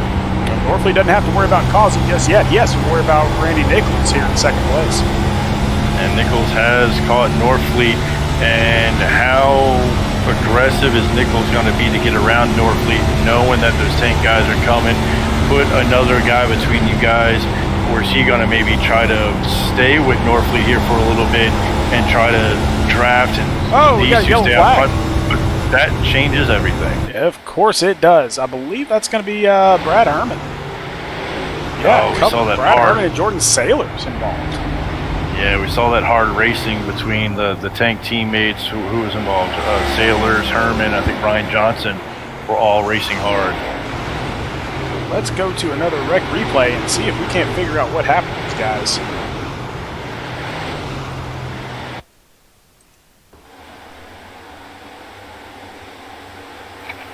Looks like Sailors just got into the back of them. Yeah, something tells me that started a little bit before then. I don't know if Herman got into the ball, maybe coming off the corner and was considerably slower. 3 wide there. No, just Sailors trying to get in. Yeah. Sailors trying to get in to get that better entry line into the tunnel turn, maybe try to pinch Berger down, but unfortunately just wasn't quite clear. And Ryan Johnson will get a piece of that as well.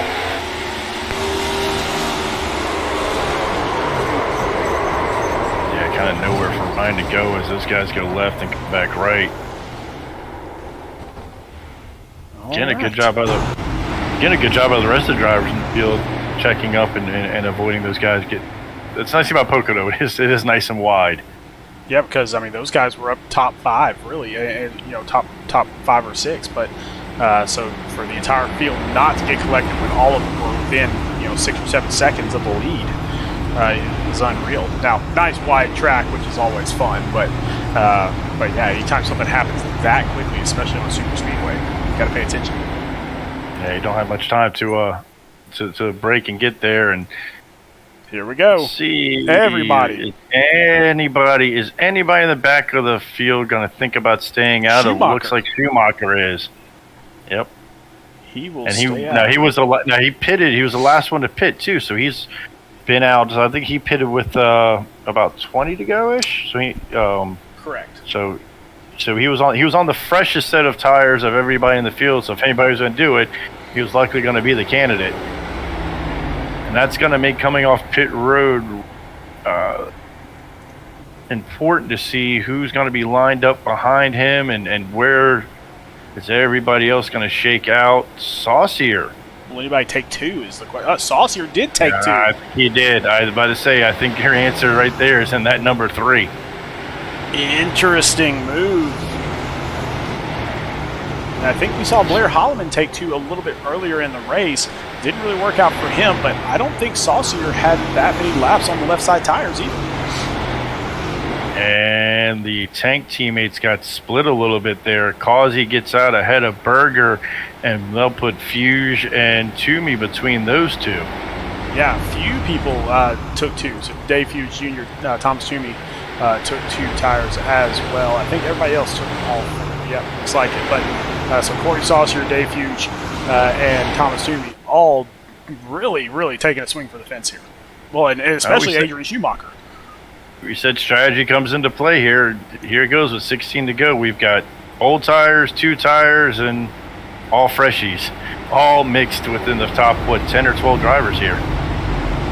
So we should see a little bit of chaos, more than likely here, as we are Let's see if we're coming 1 to green or not. If we are still 2 to green, then we will take a commercial break. But let's see if the old pace car is going to make this easy on us or not. Yep, he will make it easy on us. Good. 1 lap to go until we get started once again. Adrian Schumacher will choose the inside lane. Corey Saucier will be on his outside on those 2 tires. So Sauce, we have not seen him at all towards the front until just now. Started off in the 25th position and with a nice call on pit road. Well, I say nice call. We'll find out if it's nice or not. He is up there in 2nd place. And what's tough with a big track like this and long, you got to have a really long practice session to run your tires down and then decide to take 2. It always sounds good during the race and it sounds like it's going to work, but I always question who, if any of the guys that took 2 actually practiced. It would have been so hard to mimic the amount of time that they spent on those tires and then took 2.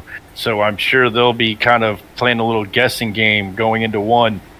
Exactly how the car is going to handle. Oh, Saucier, another one of those drivers that came up from the Truck Series a couple seasons ago and has worked his way up through the ranks of Speed Racing Network. He was absolutely dominant in the Truck Series. So wheeling a vehicle isn't the problem for him. It's just getting that thing up towards the front with all the competition that he's got here in this series.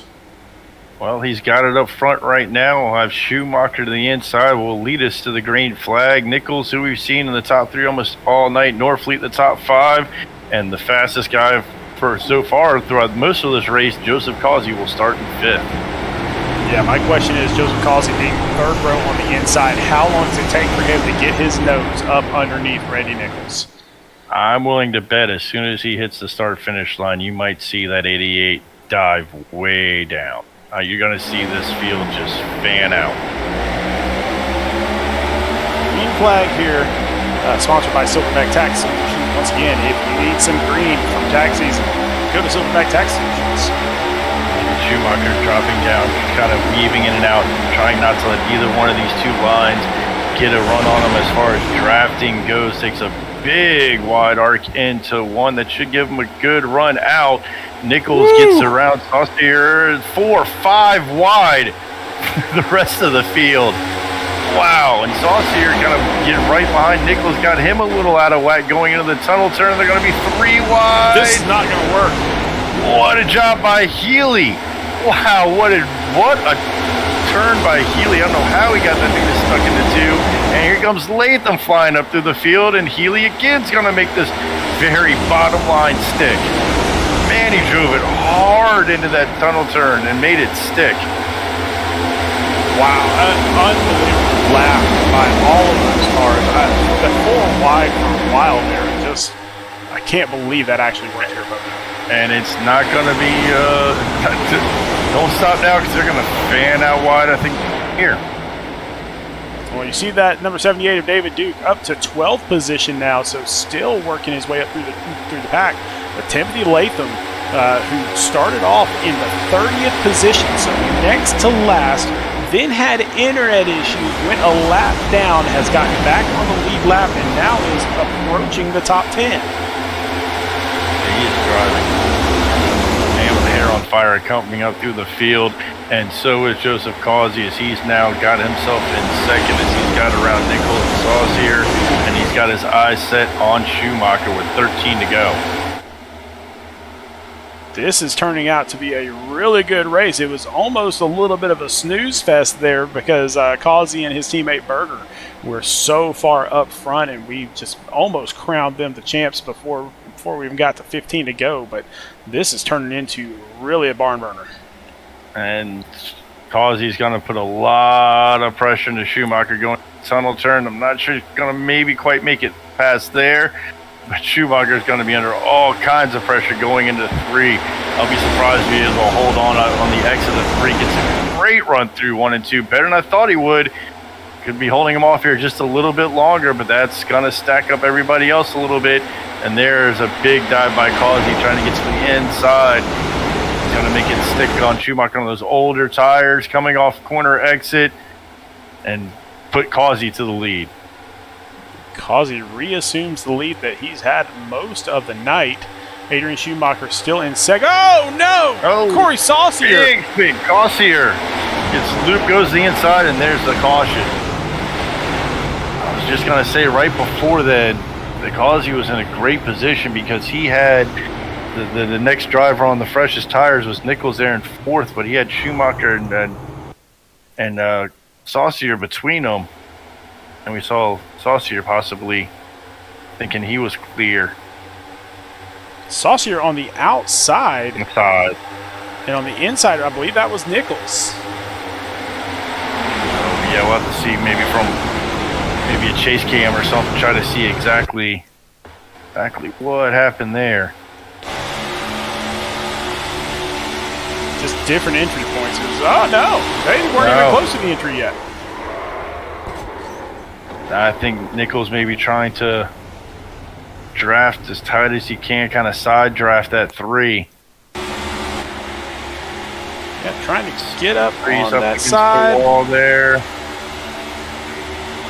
Yeah, I think just And they just kind of come together, almost like, kind of suck together a little bit. Almost if you got blow air between 2 pieces of paper, they just kind of come together, and that's kind of what maybe the arrow kind of did there. Just kind of sucked those 2 cars right together. that'll essentially really end Corey Saucier's race there. I think there's probably too much damage there to really make a run at this thing anymore. Yeah, that was a real hard hit to the inside of that wall there. Just not enough time to get that thing cleaned up, I don't think. You can even see if you look back at the front there, it looks like his steering might be out a little bit. Of those left tires look awfully turn to the left for that car to be going straight. Yeah, rough finish for him. Oh yeah, you can see he's fighting it as it even locks him up there going into the corner. He's fighting to keep that thing even straight right now. Definitely hate it. Let's take a look at Nichols' car and see how his looks. Doesn't look like any damage there. No, he kind of got lucky there. When they kind of came together, it wasn't really a hard tap on to Nichols. It just was enough just to loop him around. Oh, we got some takers. Adrian Schumacher coming in. Schumacher. Yeah, he figures that once he gave up that lead, he was just sitting duck for the rest of the field. We saw what happened to the 10. Now, the 10 had a little bit of damage, but look at the rest of the guys figuring, you know what, I'm going to get 4 tires here. I think these guys are anticipating that not to be the last caution that we'll see these last 9 laps. Yeah, might as well get that brand new rubber on and see if they can do anything with it. So, Randy Nichols in, Drew Ballesteros, Matthew Dula, Adrian Schumacher, Lane Hosler, looks like Michael Politis, Justin Rideout, lots and lots of guys, Scott Healy in there as well. So lots of guys, lots of big names coming in to get 4 fresh tires. But Joseph Causey and Robert Norfleet will be on your front row. We're going to take one more quick commercial break and tell you a little bit about Admin Box, another one of our sponsors, and we will be right back with you.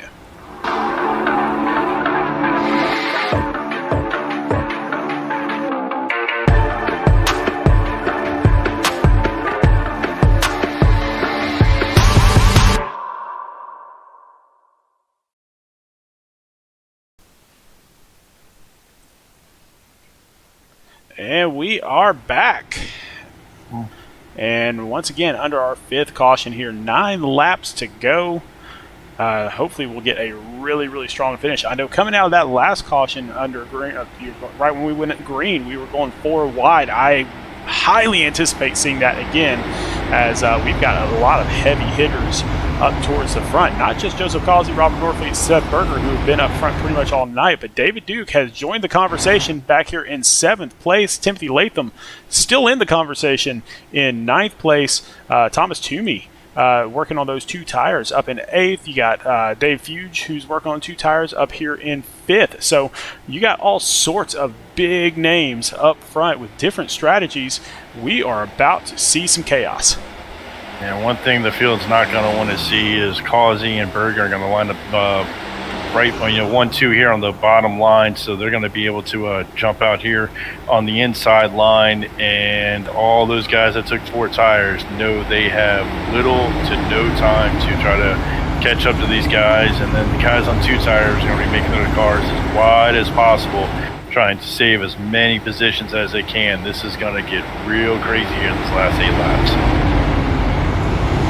And that makes it exciting for us out here taking a look. And thank everybody for being here tonight. Definitely like, subscribe, do all the fun stuff here on YouTube, Twitch, on all the other channels as well.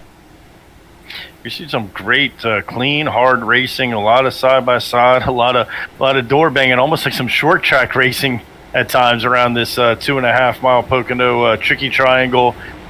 There's going to be a lot of paint, and I think a lot of tire marks on the sides of a lot of these Cup cars after this race, especially this next 8 laps. As we'll go to 7 to go when the pace car drops off, and Causey will lead us back to the green flag. Man, we are getting to it. I'm being told that that at one point there was a black flag violation or a restart violation for the 88 car and asked for that to be removed. So our leader right now had that black flag, and so the admins will check that after the race to see if that was actually a violation or not. And so we'll see how that turns out. But right now we got a race to get to. 8 to go, coming to 7 to go as we get another Silverback Tax Solutions green flag.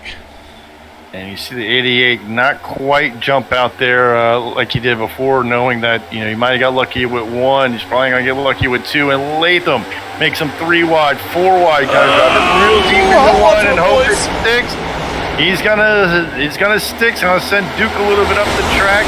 Latham's gonna get it to stick, give him 4 or 5 positions there on the restart. That's Healy around. Healy's around, and that's gonna bring out another caution.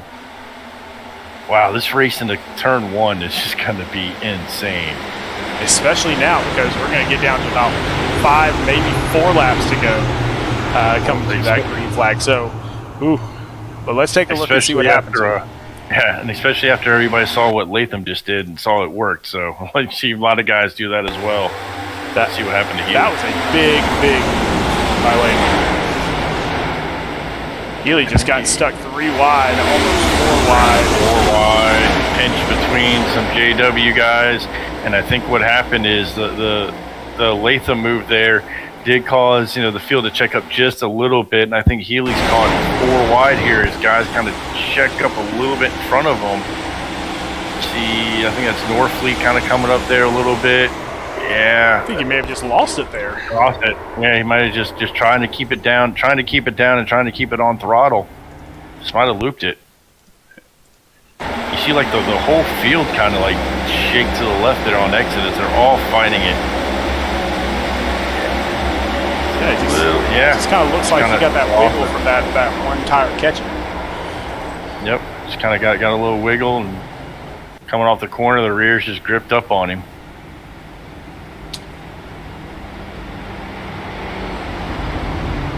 That's another fast car. Late damage here. So up front, Joseph Causey, Seth Berger, Rob Norfleet, Johan Seminario, and Dave Fuge are your top 5. Dave Fuge is the one up there with 2 tires. Everybody else has 4 tires. Everybody pitted on the same lap, on lap 59. So, but keep in mind that Dave Fuge, when he hit 2 tires, I believe he had pitted just 5 laps before that anyway. And so, really not a bad strategy for him. He's up 21 spots up here in the top 5. So even if it doesn't really play out well and he still ends up with a top 10, that's still a heck of a lot better than 26 where he was. Absolutely. He's looking at a gain of at least 17 spots, maybe more if he can hold on to that spot. It's going to be tough. There's going to be a lot of guys looking to make aggressive moves, and we've got a spin. Was that Brad Herman? That was Brad Herman. Let's go back and find out what happened with Brad. Under caution. Looks like we have some drivers faking, looking like they wanted to go to pit road, and that was past pit road. I'm not sure what happened there. see if we can't get a different angle on this. Yeah, let's see if we can't get a kind of a. Oh, that's Sailors. just looks like Sailors either wasn't paying attention or something. I'm not sure what that was. Yeah, Sailors might have been looking down at his dash or something. Yeah, definitely lost of concentration, possibly. All right. Well, 5 to go, coming to 4 to go. So we will actually be 3 to go when we get to the next green flag. So a natural green-white checker, if you will. Fortunately for the leaders, this is a really long course not to see the, as long as you get to that white flag, you're good, but that's a long couple laps to get to that white flag. Just kind of looking back through the pack here to kind of see where different people are. Reese Schaefer, who last week just had such a great race, and then got called on one of those restart penalties.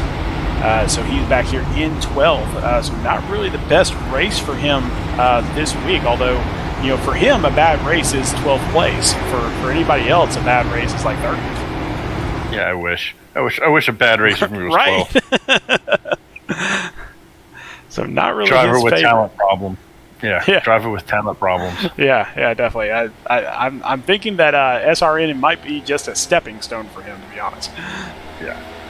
And the pace car lights are out, so we are at 1 to go. Like we said, natural green-white checker. Now this is going to have Causey and Berger side by side. What are they going to do for the restart? I imagine Causey's going to count Berger down. But how aggressive are they going to be, knowing that Causey potentially is at least going to be reviewed for a potential DQ? How aggressive is Berger going to be on the restart? And then you've got Norfleet and Yuhan just there waiting to pounce. And just to kind of explain those restart penalties, so there is a restart zone at each of these tracks, and the drivers know where that restart zone is. Once they hit the restart zone, as the leader, they have to maintain speed until they start the race. So once they're in the restart zone, the leader can restart the race at their will, but once they hit the gas, they got to go. The issue that has happened in the last couple of weeks is that a driver will either gear up a little bit too quickly into the restart zone, so they'll start faster. So once that pace car dives off the track, that leader has to maintain his speed within 2 miles an hour. If he does not, if he increases his speed by more than 2 miles an hour, that's kind of it's not a hard fast rule, but it's close. So based on iRacing, if they increase their speed 2 miles an hour after the pace car has left, then iRacing considers that a jump. And so it is a very, very narrow window, especially in cars that are as powerful as these. And to take that a step further, I really like the way SRN does it. They allow the driver to, I guess, do a live in-race protest, if you will. Let the driver continue to race for the race win. Do it under review, but then, of course, if you're going to allow them to race for the win, there's got to be a penalty for that. So if it does deem DQ, then he'll be the last car scored on the lap. So that's a very fair way to do it. And right now, Causey's not thinking about that at all as he and Berger jump out and see if anybody else gets lined up real quick and try to track down these tank teammates. And you can see just the cluster that is back there in the back. Mike Politis diving way down to the inside. Jordan Sailors trying to cut him off, and now they are battling back there towards the back. Oh, they're going to try to go 3 wide through the turn 2. That's not a good spot to do it, but the field makes it through. But they're going to stay stacked up 3 wide going into 3, and the man on the right now is Timothy Latham. He sticks to the inside of 3 wide. I think he's going to get both of those spots. Watch out for Latham. He might be a guy that can actually get these tank teammates taken care of. His fuse tries to save it, and he bounces off the wall, keeps it at least going straight. Wow, great job. No caution.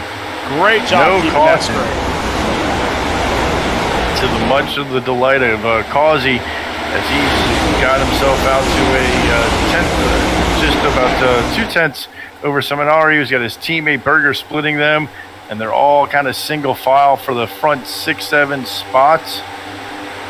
I'm sure that's going to be the first back there to duck down and look to gain some spots. Seminario starting to put a little pressure on Berger. And so this front 6 is where it's at. This front 5 now really, Ryan Johnson trying desperately to move up even just one more position there. But Seth Berger and Joseph Causey will bring it to the white flag here at Pocono. They make it to the white, so this will be the last lap. Ballesteros. Ballesteros goes around. And I'm not got sure some who the other other guys one was, checking up. Looks like right out possibly, but these guys will race back to the checkered.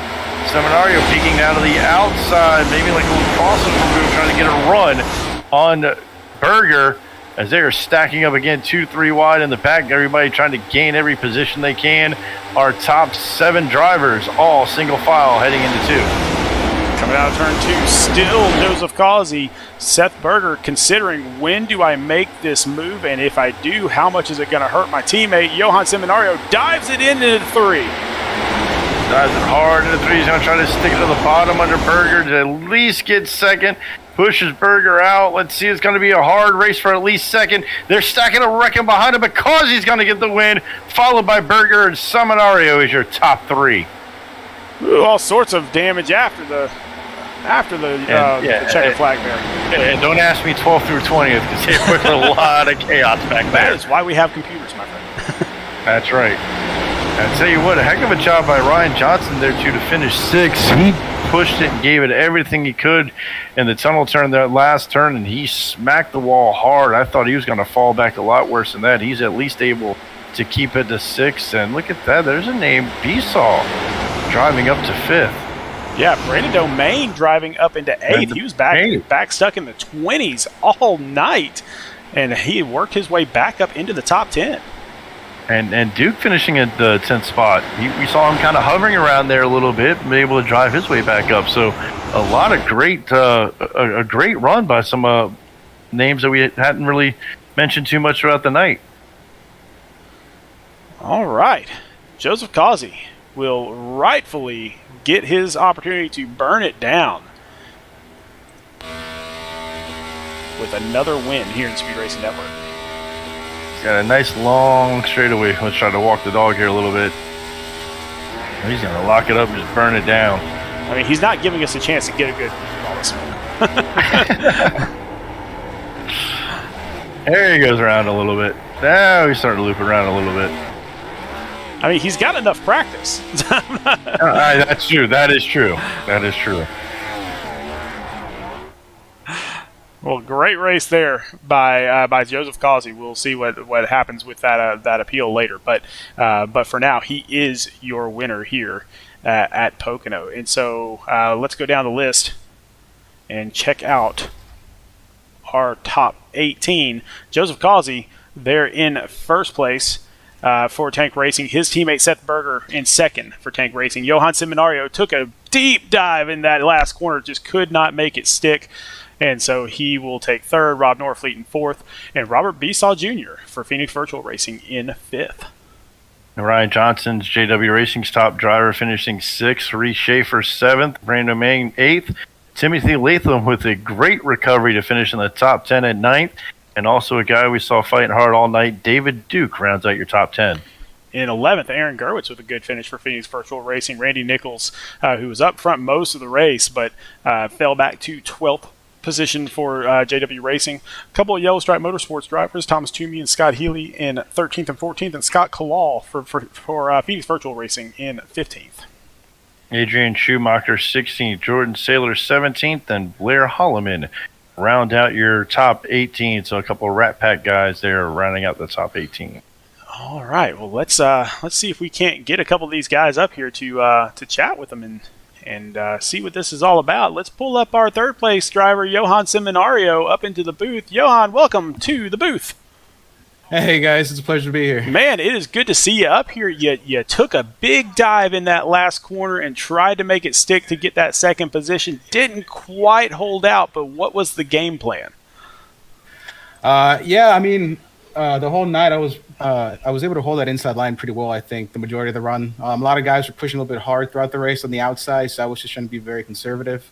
At the end, I think Seth had a bit more worn tires than I have, and I was noticing that in the last 2 laps there. So just making that dive in the inside, almost got it to stick, but it was a good race though. Yeah, you kind of methodically kind of kept working your way up a little bit. Luckily for you, I didn't pick you. I was thinking about picking you because, you've shown a lot of speed on a lot of road courses, a lot of technical courses. Even though this is a 2.5-mile speedway with the 3 just completely different turns, kind of races a little bit like a road course. Pretty technical course for a 2.5-mile speedway. Yeah. It's something about these banked, these banked corners, because every turn is quite a difference in the banking. So I know a lot of the speed was lost in turn 2 and turn 3 specifically throughout the race. That, and I had the lucky chance of racing in A fix with like Casey Kerwin, so I was able to watch him do a lot of laps before. So I got a pro's perspective on how he did those laps. No, that's a nice big benefit to have there. Yeah, really lucky on that one. Yeah, and I mean, best finish of the season for you up here in third, first podium of the season. But you've had this is your 5th top 10, so you've definitely had some success. What is it that's going to get you over the hump? I think it's just being calm. The one race I always think back that I just gave up was race 2 at Nashville. I think I led like 100 laps there, and I fell back in the final 15. And I think it was just I was too stressed. I was racing too hard in the beginning, racing with these guys already for, I think this is week 11, week 12.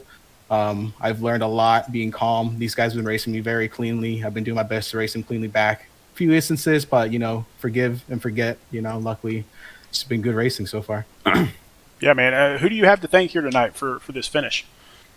Definitely got to thank my team, Yellow Stripe Motorsports. Also, shout out to our sponsors with Premier Racing Setups and RPM Transmissions. And lastly, shout out to some close friends back home here in Florida, Danny Matty that sponsored the car here, and same with Robbie, who sponsored on the back with his Ellie Wicks candles. So, well, man, congratulations once again on another great race, and hopefully this vaults you up even higher in the standings, and we see some more great performances out of you going forward. Appreciate it, man. Thank you. All right, looking forward to it. Take care. Yep. All right, and let's see if we can't find Seth Berger here. And I know Burger Nation is out there, and they are always watching. So once he comes up here, I'm sure that there'll be some people cheering. But Seth Berger, welcome up to the booth, my friend. Oh, what's going on? Man, it is good. Tell me how Burger Nation is celebrating right now. Oh, I'm sure they're very happy after my monitor shutting off in the lead last week. So it's definitely awesome to get a solid run. But unfortunately, we are going to have to see if this positioning holds up due to the last restart. Just to let you know, that is all Nick Holda's fault. He picked you last week, and that's him. Yeah. So, but if it makes you feel any better, I picked Timothy this week, and he lost his internet. But so I think next week we threw it out there. Somebody give me a spotter to root for, because I'm done cursing drivers for the rest of the season. But I will say I believe I was the first one to break the broadcaster curse last week, and I do apologize for stumbling over you. My mic is very delayed. You're fine. Not a problem. Now, what isn't delayed is you and your teammate Joseph going around the track. Through that kind of in the middle of the race there, that second long green flag run, you guys kind of pulled away there from Nichols. It looked like kind of a couple times maybe was able to get to your bumper a little bit, but then you guys would open it right back up. You guys were just cruising around this track tonight. Yeah, man. A lot of times when me and Kazi start working up together in the front of these drafts, it doesn't even have to be Talladega or Daytona. At certain tracks where drafting is still important, we're able to pull away, and it just all comes down to teamwork, and we always work well together, and I always work well with all the other tank teammates. Oh, yeah, and I mean, nothing but great finishes all season long for you guys. And as we're fast approaching that Week 17 cutoff for those top 2 teams to face off against each other, what is the feeling inside of Tank Racing? Because, I mean, you guys are so far and away right now, and Gear Up as well right there next to you. But can anybody catch you guys? And if not, then what do you have in store for Gear Up? I think we're going to keep pulling away from everyone, and obviously anytime we face Gear Up, it's going to be super tough. And it's just like NFL playoffs. If you mess up 1 week, you lose. So it doesn't really matter. We all focus on our own finishing positions, and the team standings come after, honestly, because that just takes care of itself when we just focus on high positions for everyone. Well, man, I know you want to thank Burger Nation, but who else do you have to thank here tonight? Yeah, definitely shout out Burger Nation. Got to shout out Flood Brothers. Thank you to Bill Flood for sponsoring me this season. They're a great garbage company in the Chicagoland area. They are jumping into counties and counties everywhere in the Chicagoland area, so make sure you check them out. Also, shout out Burgart's Custom Clothing. Check out my pages. I'm not great at posting, but I am going to get better at that. Also, shout out to Hunter Don Anesthesia, Healthcare Billing, 213 Simware, Invader Zim Designs, RJ Bishop, and Max Service for spotting me, and thanks to my teammates for the teamwork today, and thanks to you guys for putting on a show. All right, man. Well, it's always good to have you up here, and I can't wait to see what you do next week. Sweet, thank you. All right, we'll drop him back down in there, and then we will bring up his teammate up into the broadcast booth, Joseph Causey. Welcome to the booth, man. Hey, what's going on, guys? Man, all good. We saw your car up front pretty much all night. I mean, what is the secret here at Pocono? Because me and Nick need to know. Being smooth. You just got to be smooth and able to nail those corners down very well. And sometimes you got to decide when you need to shift and when you don't need to shift. Well, definitely. I mean, rough race for some of those guys, but as a whole, pretty good race for everybody. Yeah, I thought it was a very decent race. Yeah, it was kind of a lot of single file. I made a lot of great moves. I thought I made a lot of great moves. I was able to make a couple of good passes then when I needed to. But a lot of single file. I can't thank my teammate enough. The 77. I think he would have had me if he would have not pushed me there to the tunnel turn. He would have definitely got it. I'm 100%. I messed up the tunnel turn that last lap, and if he didn't push me and stay behind me, I definitely would have not have got it. That's always nice to have a teammate behind you in that situation, isn't it? Yeah, definitely was. He thought about it. He said he thought about it, but he was like, he thought more for the team and for both of us not to get messed up by anybody else. And he just pushed me, and we went on to go 1-2 here. You know, it seemed like the only spot in the whole night that you guys were kind of, maybe your win was in doubt, or a 1-2 finish for you two was possibly in doubt, was that late pit call there, where we thought for sure we were going to see you two come in maybe 2, 3, 5 laps sooner than you did when everybody started kind of pitting there. Was there any concern in your guys' mind that maybe you pushed that just a little bit too long? Nah, I thought we were chasing them down. I knew. I told when I set this up, I was like, hey, let's pit here. As soon as they pitted and then we pitted and then we got the fresher tires, I just knew. I was like, we can run them down. It ain't that big a deal for both of us to run them down.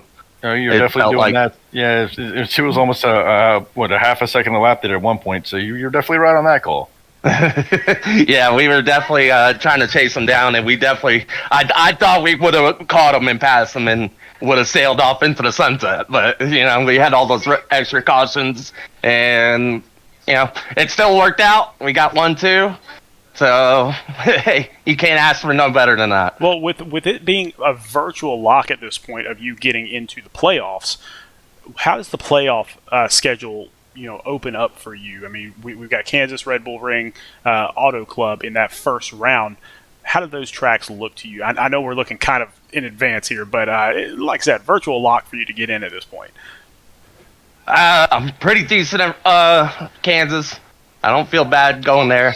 I don't feel bad about Auto Club either. I think I won last season's race there. So I definitely don't feel bad about going there. So Red Bull Ring, I'm pretty decent at road courses. I just got to clean it up through the whole race and keep Adrian on his toes. Maybe if I stay with him this time instead of losing him, maybe I could give him a challenge. Me and Adrian, we usually duke it out. We'll go back and forth on road courses with each other. So hopefully we get a good show there at Red Bull Ring, definitely. Well, man, with a last name like Schumacher, it's tough to do anything on a road course against that guy. But hey, man, who do you have to thank here tonight for this win? Got to thank Cannon Press, man. Great sponsor. They completely took out my whole races this year. I didn't have to pay a dime on my dime. And 100 Honest Anesthesia Associates, Hell Cure Billing, 213 Simware, Invader Zim Designs, RJ Bishop Designs, Burgarts Designs, and freaking all Tank Racing and my teammates, man. And even my freaking spotter, Miz. Can't thank him enough for always coming out and helping me try to get the wins here on Tuesdays. And got to thank the broadcasters. Definitely going to have to go back and watch this one. Well, man, great killer race. Once again, congratulations on this win. And hopefully we will see more out of you here in the next coming weeks. Yeah, I hope so. All right. Thanks, guys. Buddy, have a great night. Later. All right, Nick. Well, our next broadcast is at Watkins Glen for the Truck Series, and that's going to be an interesting race. So, I mean, lots and lots of trucks out there on the track at a road course. Who knows what's going to happen? Big field, but a road course that a lot of Cup type drivers are used to racing on, so a lot of guys will know how to get around there for a lot of action. We will see everybody there tomorrow night, January 18th at 8 p.m. Central Standard Time. Do not miss it. Those road courses are always fun. No cautions on the track, so nice, quick race. But with it being a quick race, if you mess up once, it's going to be some trouble for you. But definitely come back and join us for that. Like, subscribe, do all the fun stuff. For myself, Sean Griffith, for Nick Holden, for everybody here at Speed Racing Network, always remember to go faster.